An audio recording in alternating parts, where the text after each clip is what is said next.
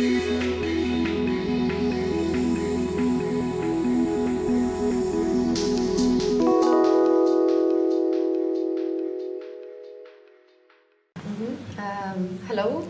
is it working? You can hear me? Yes. My name is Maria, and I guess I've been invited here because I have been dealing with the biggest panel housing area in Tallinn called Lasnamäe. Most of you, I think, are from Estonia, right? So you know the place. And I have been dealing with kind of citizen activism there. And in addition, my profession is in urban planning. I'm an urbanist. My professional work is mainly in Linnalabor, Estonian Urban Lab. So I guess that's it. Okay. I am Jarek Kurnitski, so professor at university here in construction and civil engineering. Good afternoon. My name is Vaido Leosk. I'm working in a company e-Beton Element that makes precast concrete buildings. Production. We have 2 factories, and also I'm in the board of Concrete Association. Hello, my name is Priit Luman, and I'm head of Buildings Division in Nordecon, which is one of the largest main contractors here in Estonia. Thank you. So let's begin. First of all, I would like to know what kind of relations do you have such kind of Soviet apartment buildings? For example, I have lived in one for more than 10 years. Perhaps you have similar experiences. Maria, let's start with you. Well, yes, I have been. I still live in Lasnamäe, in Khrushchevka now, not in panel housing Soviet area. Khrushchevka is more recent, but yes, my whole life is in Lasnamäe. I'm very fond of it. I will just quickly add. Do you have any memories, or let's say, did you like? Do you like living there, or? I have one story connected to that. I never thought in my childhood about whether the place where I live is bad or ugly or something like that. It was just a place where I live. I never thought about it, but once a few of my friends from school came to visit me in Lasnamäe, and their reaction was, what ugly buildings, it's so much better in Pelgulinna where they lived, and I felt really offended because it was my home where I lived, and I thought it was really fine.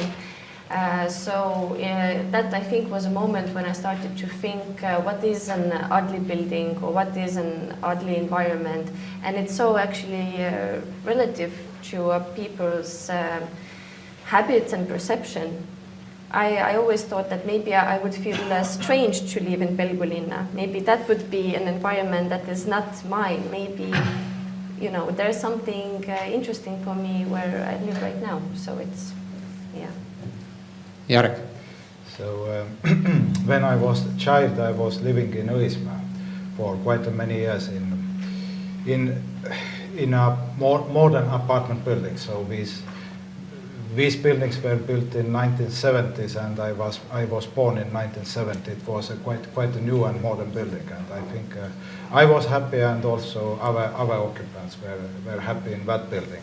Later on, I spent more than 20 years in Finland and living also in many apartment buildings in rented flats. So it's not a big difference. Is it in Tallinn or Helsinki?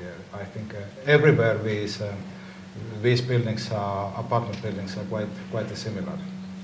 But indeed, I like to live in my house, and it's when you are a bit older, when you can choose which are you living in a city center in an apartment building or somewhere for a bit longer distance in a housing area. Vaido? I also have been living in Lasnamäe in Pallasti Street. It was quite close to the centrum part, and the memory I really have some bad experience, but that was more related to these people who lived there. But apartment self, for me it was quite short, but I really also prefer a bit different environment. But I lately visited close where I live today, region of Hrushchovkas, and actually I was very positively surprised actually that it was low buildings and that was environment was actually. That's where I live right now. Priit. Okay, when I was really young, then I also used to live in Lasnamäe. After that, we moved to Nõmme, but also a large Soviet-style 9-story building, which was basically the same. The destination was a bit different. So it's stuck out. You have all this like small housing, and then you have 4 high-rising Soviet houses in between. I think the memory I have with Soviet buildings, and which is also the case, is that sound insulation between floors is really bad. So if you don't live on the top floor, you're gonna know what your upstairs neighbors are up to.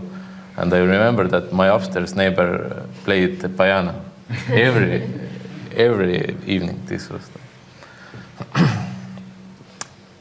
So thank you. As it seems to me, each of you like have a really close relationship living in such kind of building, and as we are discussing what should we do with such kind of apartments right now, can I say so? I mean, do you agree if we say that something should be done with such kind of buildings in the, let's say, at least in next 10 years? I would say that we have to do something with the area, not maybe only with the buildings, because it also seems to me in my profession that we look very like object-based or house-based, but we tend to not take the whole picture widely, that we have to look at the infrastructure, the social infrastructure. The houses maybe are even okay, and they are being insulated and renovated step by step, but somehow the courtyards in between seem kind of the same, only that the parking is getting bigger and bigger because of course there are more needs for the cars that were not considered then when it was built. So of course there should be something done, but it's very important to take it holistically.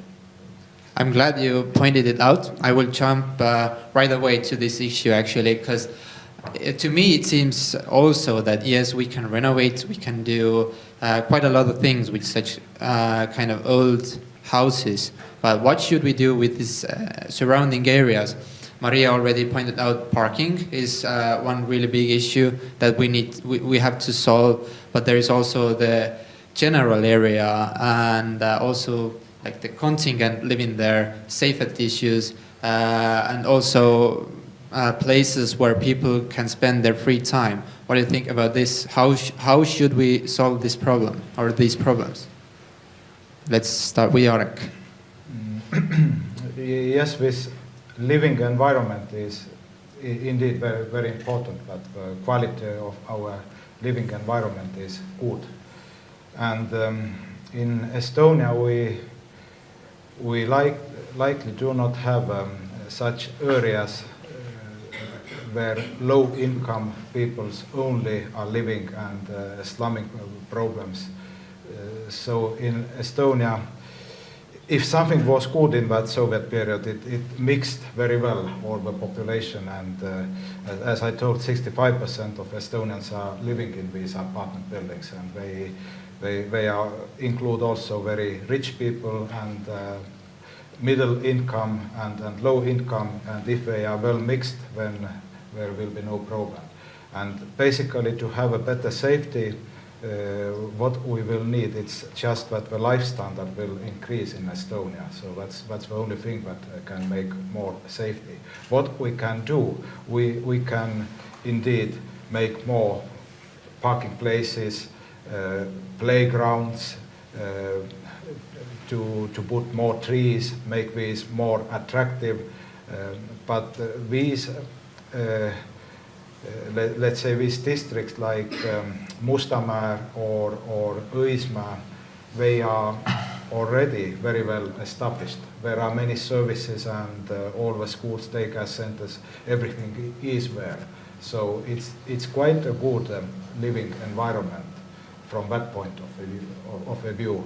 And I would say it's still the most important is to renovate these buildings. So because the condition of these old buildings, which are now 50 years or 60 years old, which is a most critical issue. Indeed, sometimes you will need only very little money to put out of a building something to make this environment better. And this is also very good. And Tallinn City, for example, has some activities and you can apply for some small funding for these purposes. And this is also very good. But still, first issue is to keep these buildings livable and to go to this integrated and deep renovation in my point of view. And it will take 30 years to renovate around half of these existing apartment buildings. So the total number is a bit more than 20,000 and it's realistic to renovate 10,000 buildings in 30 years. So that's a kind of evidence our calculations and research is showing. If I dig somewhat deeper to this, let's say the parking issue, then I think that there are some apartments where the parking space doesn't belong to the apartment house itself. So who should then pay for this surrounding area? What do you think? Actually, I don't know that who should pay. That maybe then it's maybe then is one solution to privatize also that other land, that give them the ownership to the people, and then they will make changes also there. But this in that environment, I see this parking question is, I think, very problematic, because that's actually ruining the total view of that. Cars are everywhere, where the children can play. If there are cars without any proper order just there, that's very problematic issue, actually. Maria, perhaps you can a bit explain or give some examples from your experience, like what have you done to improve the overall areas of such kind of areas?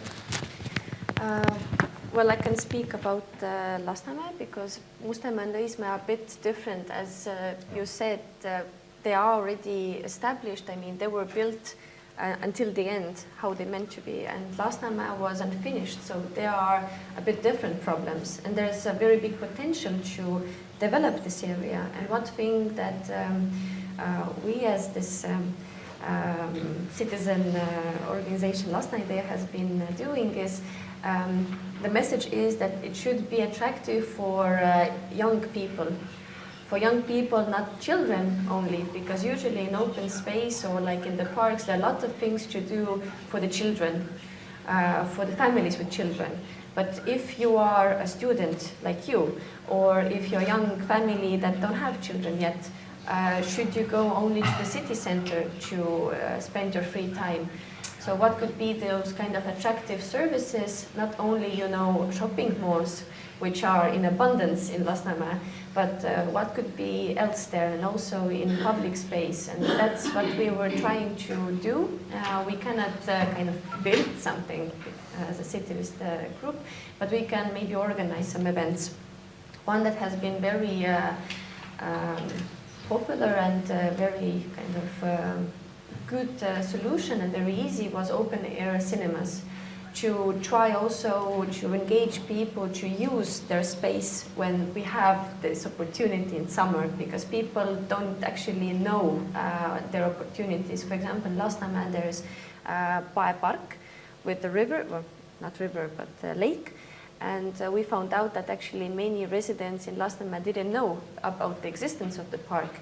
They don't know how they can spend their time. So to kind of promote this lifestyle of spending time outside, to just spending it maybe together with neighbors, doing something like small events or bigger events, and considering this transportation or parking problem, I think that one solution would be to promote alternative ways of transportation, meaning bicycling. For example, in Lasnamäe, there's a lot of opportunities for that. It's quite close to the city center, actually, and the distances are not that long. And I have experience living in Punane street that it took me less time to go by bike than to take public transportation if I used right roads. But of course, there was gap in some of the roads. So coherent bicycle roads and providing also places to store them, which is very important in panel housing areas, is something that should be like invested into. So yes, events, social infrastructure, transportation, a lot of stuff. Can we say then, in general, that we just should have more activists like you in all the areas? Yes, please. Actually, I know people who are interested in doing something also in Mustamäe. And in terms of this kind of community building or stuff like this, maybe one solution would be also to empower the housing corporations, korteriühistud, because they are already like a community. Like in on house, if we think about the asumiseltsid, then this is kind of the same amount of people that are active, and they have like their area, they have their house, they have their like problems. So maybe they could step next step, and think about also social problems, because that would also enhance the security problem. Actually, that if you know your neighbors, okay, maybe not only from piano play, but actually really know who is your neighbor. This is very important for the security reasons. Thank you. I would ask one more thing. What I see may also be a problem in order to make such kind of areas or such kind of buildings more attractive, especially for younger people, is the old floor plans of such kind of apartments. And this isn't a simple task that we can just change that, or just say that, okay, let's pull down this wall, or let's make a big hole into this wall. So, Priit, what do you think? What can we do there? Well, the easiest thing to do is to build new housing, of course. But in some cases, we don't have the money. And I think it makes more sense to build new housing. And we should focus on that. But if we talk about renovation, then we have to do some renovation, because we are not rich enough to build all these new houses. And we haven't done new housing for the first 15 years of our independence. So we have a large gap. That's why we need renovation, and I think that the floor plans and things like that will end up in a way that the old houses will be demolished one point at a time. They will be out of fashion or too old. But right now we don't have all the necessary resources to do this. People tear down some walls. When it's not load bearing, then it's probably okay. If it's load bearing, then you can tear it down. You can have a door in it. It depends. It can be changed, and it has been changed in many apartments, I think. But it all depends. So there's no one easy solution. Easy solution is to build a new house and have the floor plan as you like. And I think Lasnamäe is a good example, because Lasnamäe has a lot of undeveloped land. And nowadays we see it being more and more developed, and really like low cost or affordable housing is going up there, new affordable housing. And I think that's a good thing. But I think that we need to also keep in mind that building new houses, that maybe someday we need to renovate that if there are precast concrete houses, then they will last forever, as you said. Almost, yes. But then, addition to that we don't we'll have or we have in these old buildings this small kitchen, and what kind of problems we have, then long span, and also then calculated life cycle of the buildings should be also prolonged. For this precast concrete, probably we need to calculate immediately 100 years. Then we don't have that problems so soon, let's say, because 50 years, I think most of audience will see that time, that 50 years will end if we will build a new house. And yes, Priit, I would like to ask one personal opinion as well, or personal from you. Like, you're relatively young as well, so Thank you. What should it take for you to make living in Lasnamäe attractive to you? Like, how should the area and apartment house as well look like, so that you would want to buy a flat there? I assume that you don't live there. I don't live there anymore, yeah, but for me personally, it's about architecture mostly. But I think if you have modern housing, then the floor plans and different, there are always, if new apartments are built right now, the developers always take put in different floor plans, different rooms, so on, so that everyone can find appropriate apartment, basically. And there are so many different developments, even in Lasnamäe, that you can choose from nowadays. So you will probably find the right one for yourself. It depends on the person. I like to live in a flat, so it wouldn't be a problem to live in Lasnamäe. Of course, I prefer city center because everything is close by, but everybody can't live in city center. So, thank you. I would like to move on to a bit more technical questions now.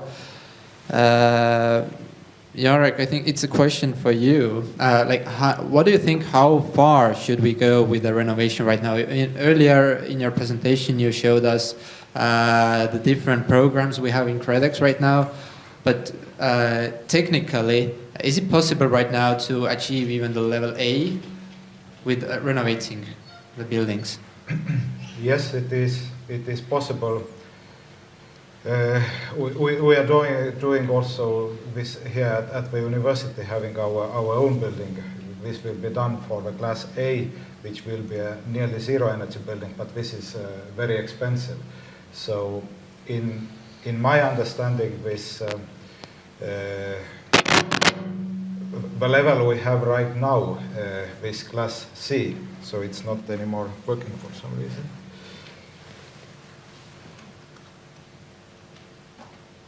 Is it on? Yeah. No. Now it's on. Now?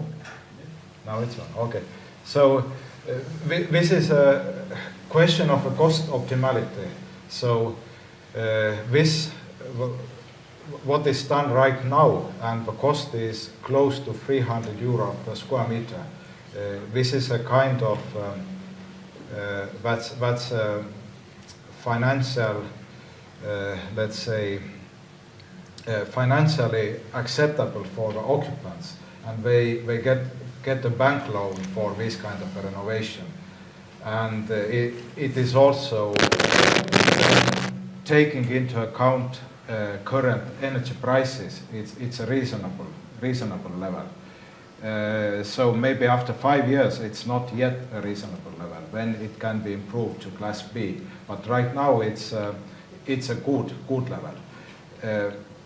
But there is one option for these housing associations. I think if they fulfill all these requirements and achieve class C, then they can also install renewable energy systems like PV panels or solar collectors on top of that. And basically they will receive 40% support for this investment. And it will be very profitable investment. So for those ones which are so smart and clever, so they will go to class B, because this is very good support for these renewable energy systems. but all the logic of a basic renovation is calculated without the installation of these renewable energy systems. But they can easily upgrade. It can be within the same project. They can apply more money, take a more bank loan if a building location is good when it works. So it's Class C, Class B is a kind of an optimum today. But A is clearly over-investing in the renovation case. Can you also say what's the approximate payback time if somebody renovates their apartment for up to Class C? Yes. So it's calculated so that monthly payment is roughly the same before renovation and after renovation. So energy saving will compensate the bank loan payments. So that's the logic of that 40% renovation grant. And that's the reason this grant is so popular. When you take 25% renovation grant, then you need to pay more after renovation because technical requirements are quite strict, but you get only 25%. But with 40%, then it's no difference in your monthly payment before and after renovation. So, and when you have paid back your bank loan, then you will get a net profit from that investment. So after 15 years, it's just a net profit for the house owners. But what's the usual period for the bank loan, for the payback time? Is it 10, 20 years? I think they usually take for 10, 15 years. Okay.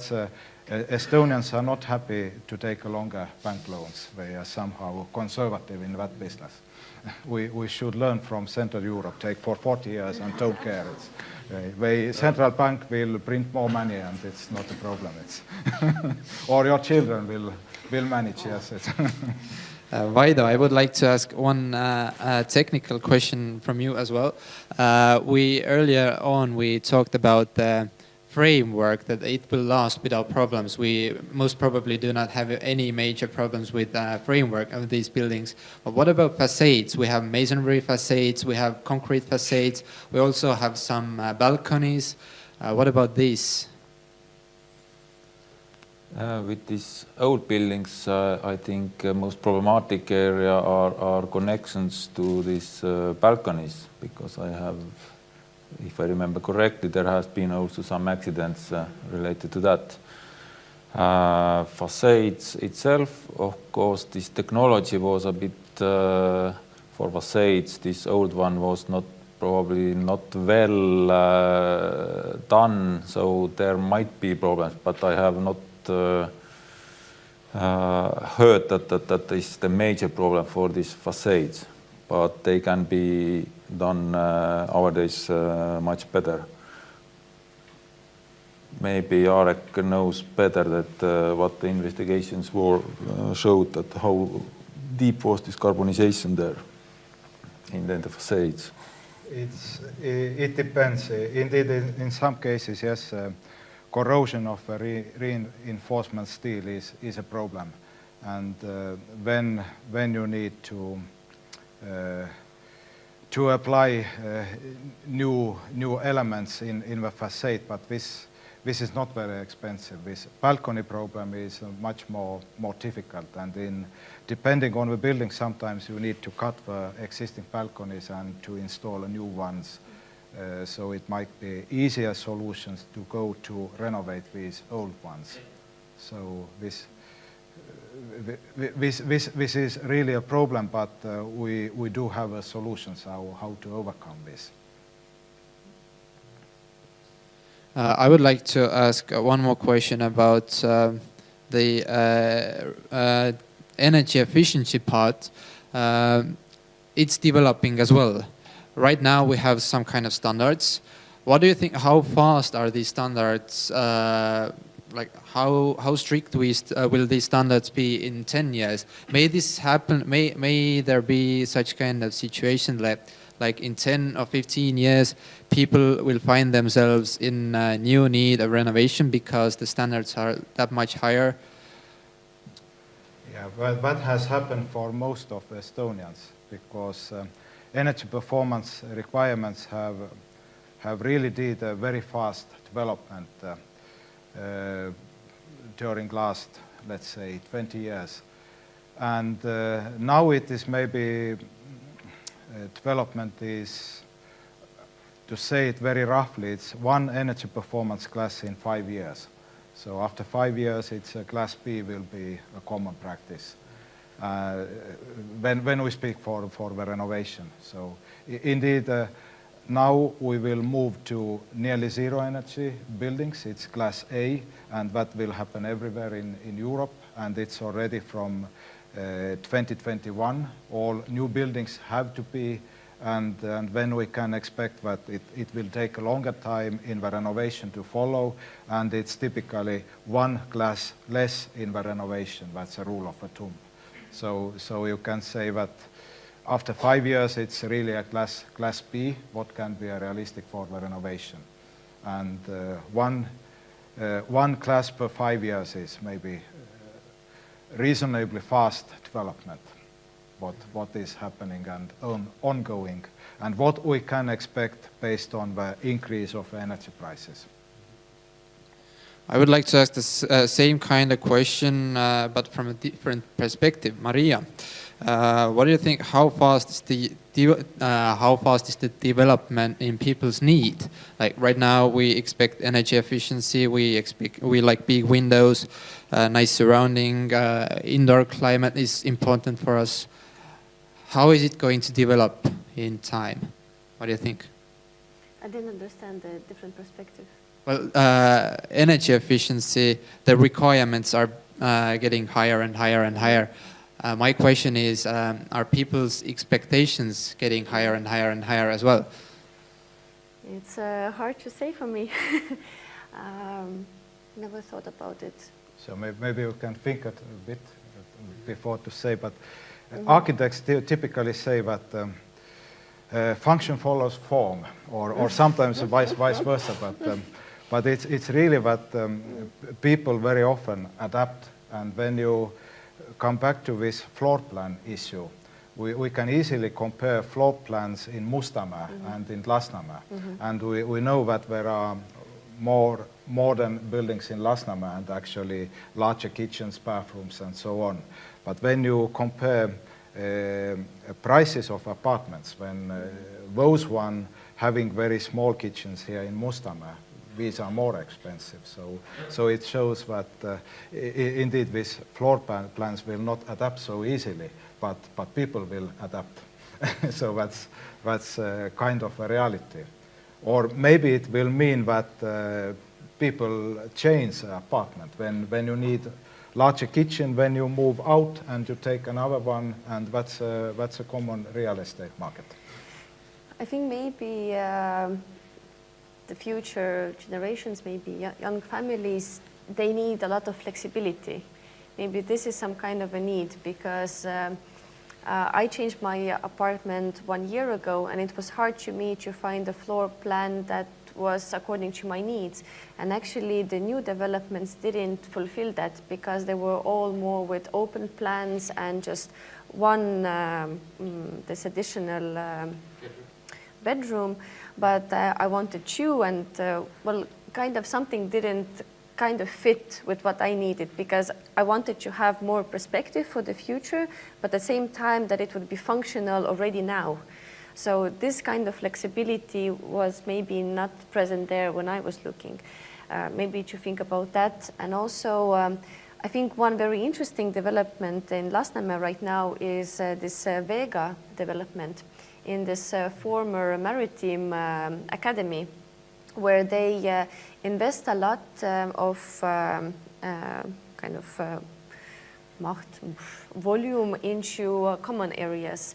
They have the staircase that is not just a staircase, but with places to spend your time, with like sofas, and they have like a concierge in the first floor, and they have places to have some family events, like bigger events. If you have people over and you are living in a flat, but you have a big family, and well, if you think about Lasnamäe, it's Russian-speaking population, they have bigger families usually, well, somehow, then you need place to be.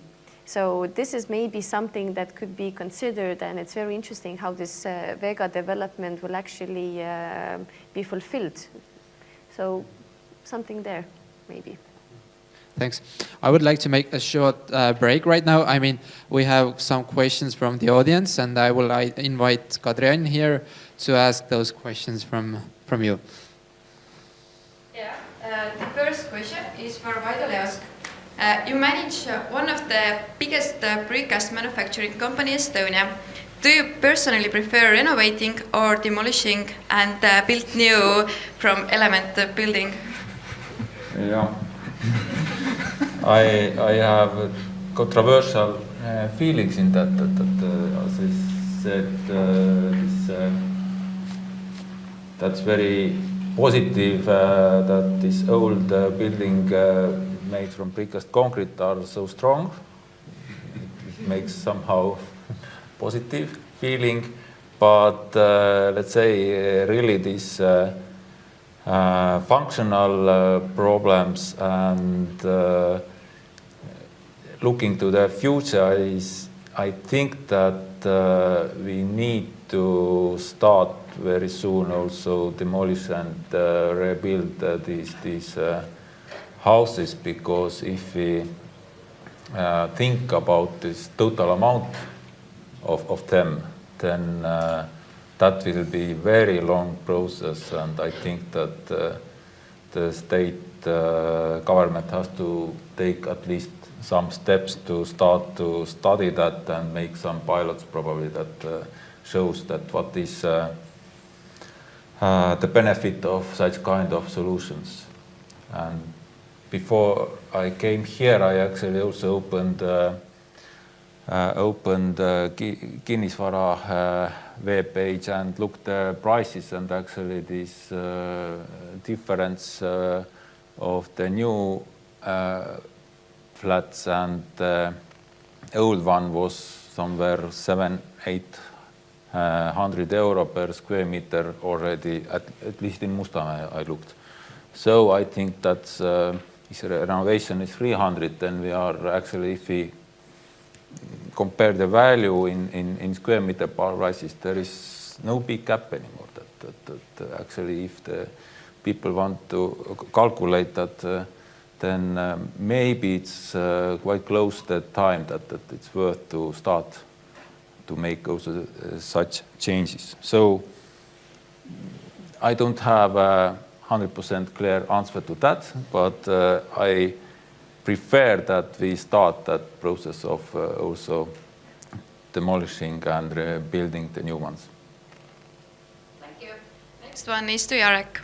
Where do you see we should accommodate people while renovating their houses? Can you what it was, to accommodate or? Yeah, accommodate rehouse. When you're No, they are living in the house, in the building. So that's a common practice, but you do not disturb the occupant when you renovate the building. That's a key of the success, because otherwise they never take a decision in the house association general assembly to go for the renovation. That's there will be no critical mass if they will need to move out from the building.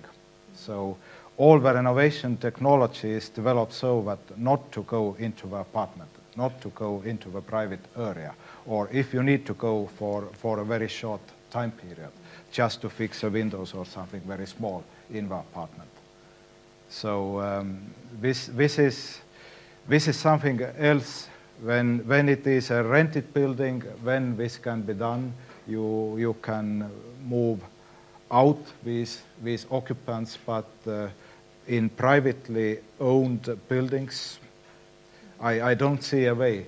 If they don't want to move out, then they will not do that. And then so far the only way has to be that there is not to disturb them, but make this living during that 9 to 12 months. The renovation will take time, but they can live in their apartments. Next question is for Priit. Tallinn has made plans in regard of high-floored building areas. Those areas are in the center and in Õismäe. What about other parts of city? I think it's not a technical question. It's more of a question of city planning or a city planning issue. And I think it's reasonable to have high-rise buildings in like central area and also in some other parts, but they should be predefined by the planning law. And I think that's reasonable, and that's done in other parts of the world as well. So yeah, I think that's a reasonable way to do it. The last question for now is for Maria. Do you think that right now architects and designers are thinking ahead when designing new apartments, like easier to renovate and rebuild in the future? I don't know. I'm not an architect or designer. But I think, yes, it seems that they are thinking ahead. It's hard for me to really give an example right now to that. But I wanted to refer this dialogue about demolishing and renovation. I don't know if we will continue with that anyway. But I happen to read a very hot debate right now that is going on in Moscow. Maybe you know they made a decision to demolish some Khrushchevkas, a big area there. And there are quite interesting arguments against that, actually. Of course, the situation there is that they want to demolish the 5-6-story buildings, and in order to make it profitable, or being zero, they have to build higher. So it was, I think, 1.5 until 3, 1,3 kuni 3 korda rohkem. 1.3 times. Yeah, bigger volume, higher apartments or the houses. So there were many arguments from the architecture committee, from all kinds of the residents were basically forced to move out. There were problems also with the constitution, with people being forced to move out, although they were kind of owners of their flats. This is something that you were referring to. So very complex and interesting question. There was also this problem that, okay, you can calculate that it will be, the cost will be the same, but you don't take into account that the residents themselves have to invest into moving, like this process of movement, and how much they have to invest financially into that process, how much it disturbs the social balance in the families, in the family building, and also the developed social infrastructure there in place, because throughout already 50 years, there are some kind of established movements and habits, and then you build something much higher, and you don't take into the account such much more big pressure onto services. So I don't know how it will be developed in Moscow. It's very interesting to to follow, but there's very strong arguments against from all kinds of professional unions. It's easy. Putin will decide. Yes, so that's the interesting part, how they will force it. But very interesting debate considering all that. So if some of you are interested and you speak Russian, understanding, then I encourage you to read into it. Yeah, I bet that such kind of issue wouldn't rise here in Estonia, because it just wouldn't be possible. It wouldn't, yeah. Yeah, but I hope. It's it's actually nice that you made such a comment, because is there also any arguments that such kind of buildings form heritage sites? Do you know anything about it? Yes, in Moscow there is actually. There are some movements that take some specific areas in Moscow, and they consider it as a heritage as a whole. I think it was Tropareva was this area, I'm not sure. But they have quite interesting planning, or this concept of how this kind of pedestrian sites go and how everything is planned. If you think, or if you look at the plans of Lasnamäe, how it was supposed to be built, it's actually really impressive how everything is so into place. And it's maybe a pity that it wasn't built until the end. So actually, we might consider places like Õismäe to be under heritage. It's already a discussion. It's not a new discussion, actually. So why not? And it's not only here, it's also, yes, in all the parts of the ex-Soviet countries. But what do you think, how is it going to be? Like, what will be the final outcome? Of how it will actually look like? Well, first of all, we have to get rid of this kind of stigmatization of these areas. One message that the citizen group was pushing was that Lasnamäe and other panel housing areas are not are normal places to live, actually. They are not, you know, there's so much stigma which is connected to political decisions and to like national decisions, but actually it's a normal place to live. It has its benefits, it has its negative ones, like all the places. So this is like the first one to get rid of. But this heritage thing, it's a bit tricky. I don't think it will be in the same way as we have the old town or the same way that we have those wooden housing places, but maybe in a more like maybe a cultural heritage way. Because of course this housing is not unique. Each house is not unique. It's more the complex or the concept that is interesting. And maybe this is interesting also to compare that you have the same kind of models throughout the whole ex-Soviet bloc, but how they have been used differently and how the social practices are there different. So this kind of heritage or positive heritage is interesting scientifically, and also how we should build our housing in the future. And we are still left with all this. I mean, most of the Estonians live in panel housing areas. So how it actually affects us, our everyday life, we don't even think about it. No one really maybe considers those feelings or those ideas. I would like to ask some economical or financial questions as well. Jarek, you talked about the CREDEX program and how this renovation process is being financed by the state and government. How should we finance all this process so that there wouldn't be many projects going on? Like, I mean, so that we wouldn't have to renovate right now 1,000 buildings in a year, and then let's say in 5 years there will be left just 100 buildings a year, so that the renovation process would be spread out evenly throughout all this period. I think this is not a likely problem, because this renovation speed has been a problem, but we have too slow renovation rate, and to achieve, let's say, this 1% or 1.5 or 2% per year. This is really a challenge. And now it seems that it starts to work.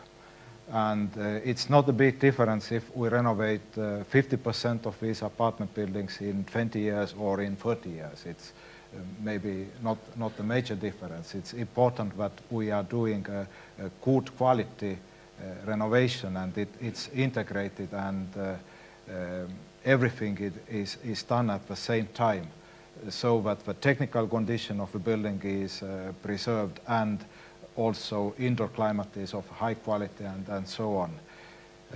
But I think it's this interesting question we have in this discussion here, but Vaido actually started, that we need to start the process to rebuild also these Mustamäe and these areas.